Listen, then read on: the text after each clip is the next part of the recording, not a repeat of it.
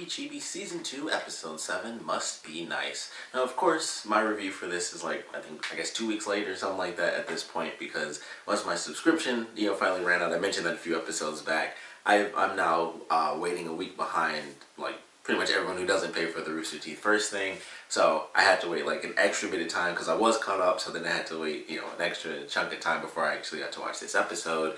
With the holiday, 4th of July coming up, I just didn't even have the time to even remember to sit down and watch the episode over the weekend, so that's why I'm doing it super, super late, even by my standards. But it was a good episode, and I was really upset when I found out which episode it was, because all I'd been talking about was like, man, can't wait for the teachers to show up. Like, I wouldn't say who it was, but, they were in the trailers. I'm like, man, Oobleck is going to be in there. Cannot wait to see him in, the Chibi version. And I was just waiting, and right when I have to, go back to waiting, to see episodes a week late, I was like, right when that happens, that's when it ends up being the episode where Oobleck shows up. And I was just like, crap, of course it's that episode. But I really enjoyed it. We get to see him. We do actually get to see Porter as well. But he has like a small little thing at the end, so hopefully he does show up somewhere else, in this season as well. But I thought it was awesome seeing Oobleck and RWBY never being able to show up on time to class, which I really enjoyed that. So that was pretty funny, the silly Russian accent thing with the mustache. But I like the way they did that. I definitely thought it was entertaining. They have certainly decided to stick with this formula. At this point, this is like their set formula, but it was a big skit in the beginning, big skit at the end, and then the one in the middle was the shortest one. So that seems to be like the solid formula, and it's definitely worked. I feel like since that's happened, for whatever reason, I enjoy it more. Like, I love when they do the longer skits. I feel like they actually work better. And then the small skits that they have, I tend to enjoy. Like, I really like the small one that we had in this one. And it starts off with Yang and Weiss, and Yang is just like, she's bored because Weiss just isn't paying attention, so she's like banging on the table and stuff.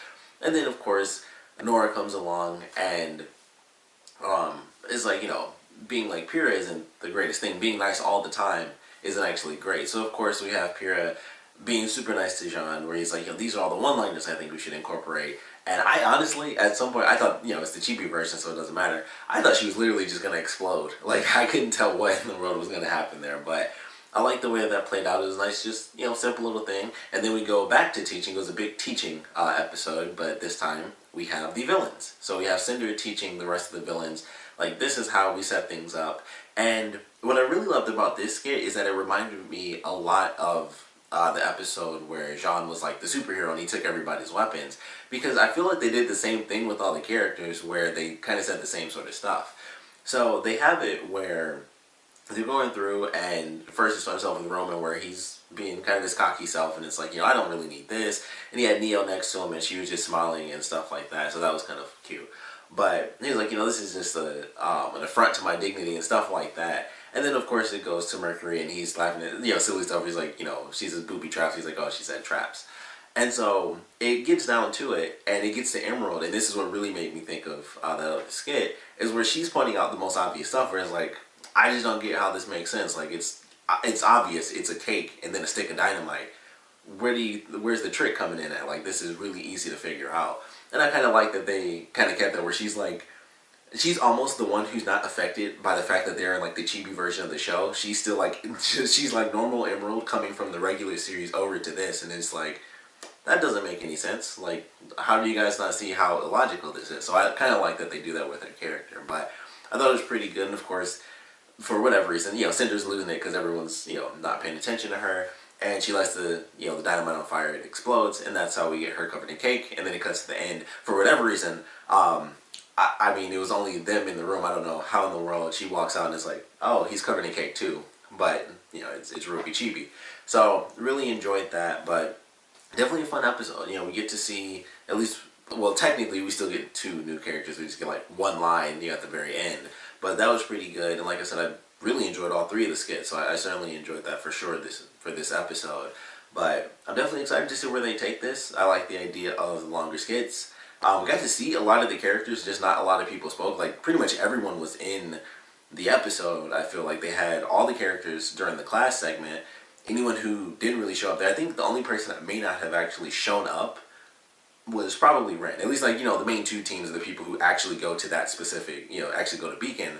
I feel like all those characters showed up. Ren may have been in there somewhere. I wasn't looking and everyone, because RWBY's coming in with like fake mustaches and stuff. So I wasn't actually looking around to see who was there and who wasn't. So maybe Velvet was there, maybe she wasn't.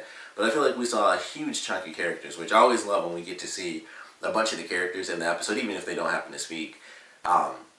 I really enjoy that because definitely a lot of people, especially during that first segment, it was only two people speaking, but then it goes to the second clip, and that's where both Yang, Weiss, Pyrrha, and Nora, and Jean are all talking. So it's like even when they said nothing in the first skit, all of them had lines in the second part. So I just kind of really appreciate that when we get to see and hear a lot of the characters. For some reason, that makes me like the episode a lot more. But I really enjoyed this one, of course. We'd love to know what you guys thought about it, so please comment below. Let me know your favorite parts, or least favorite parts about it. And I would love to know, I never really considered this before, but what locations would you guys like to see? Because I felt like the classroom allowed for them to do something that was really entertaining. Like, it was obvious with, the heroes, that's like actually how it is in the show. But with the villains, it was like, well, let's kind of bookend the episode with like teaching for heroes and then teaching for villains. And I love that. I thought that was a cool idea. And it made me wonder, like, what if they did that for other locations that they've used, and even locations that they haven't used in the Chibi version? Because I think of like the stage show with Velvet and Jean and RWBY. I would love to see that, done with the villains. Like, I would love to see episodes just like that. But like I said, we'd love to know which locations you guys would like to see in general for the Chibi series, and what location would you guys, or what skits would you guys like to see done with the villains, or vice versa. Like, if there was, a villain skit, which ones would you guys like to have seen done with the heroes instead, or coming up in future episodes, maybe, if they decide to kind of do something weird like that. I would love to see it, because I think it would be very interesting to have the same sort of concept, and then they just reverse the roles. I think that would actually be really cool, because all the characters are so insanely different. It would allow for them to do like vastly different jokes, even if like the setup is exactly the same.